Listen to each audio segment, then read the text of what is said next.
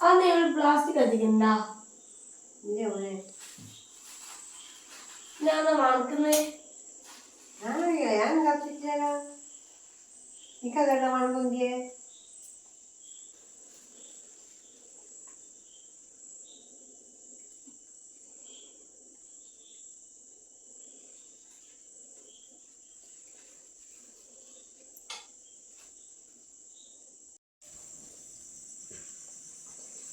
നിങ്ങളാണോ പ്ലാസ്റ്റിക് കത്തിക്കുന്നില്ലാന്ന്?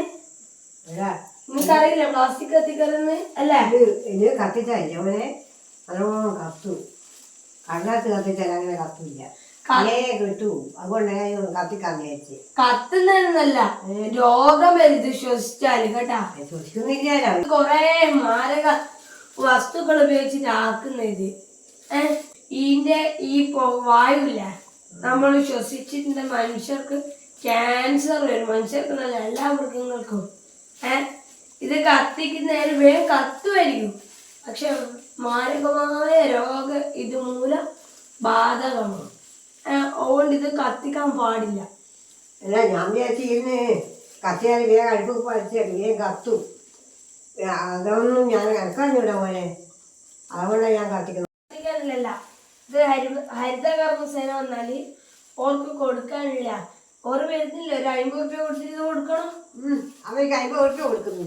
എന്താ ഇത് അന്തരീക്ഷത്തിൽ പോയിട്ടില്ല, ശ്വസിച്ചാല് 50 രൂപ കൊടുക്കണ്ടെടുത്ത് 50 ലക്ഷം കൊടുത്താലും മതിയാവില്ല.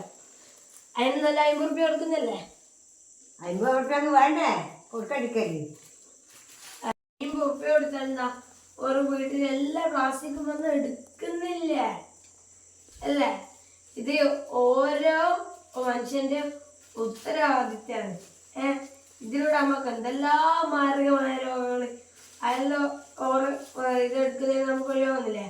ഓരോ ഗവൺമെന്റ് നിയോഗിച്ചാണ്. അപ്പൊ ഇങ്ങനത്തെ 50 രൂപ എഴുതാ, അത് 50 ലക്ഷം. എന്നാ ഞാൻ കത്തിക്കുന്നില്ല. പിന്നെ കൊണ്ട് കത്തിക്കാണ്ട് കത്തിച്ചോളൂ. ഇനി എപ്പോ ഇത് ഉപയോഗിച്ചാലുള്ള ഇതിന്റെ ദോഷം ഓർമ്മിച്ച് വെച്ചാൽ ഇനി നിങ്ങൾ ഒരിക്കലും ഇത് ഇങ്ങനെ കത്തിക്കാൻ പാടില്ല. അടുത്ത മാസം മുതൽ നിങ്ങൾ ഹരിത കർമ്മസേന കൊടുക്കല്ലേ? പറ കൊടുക്കും.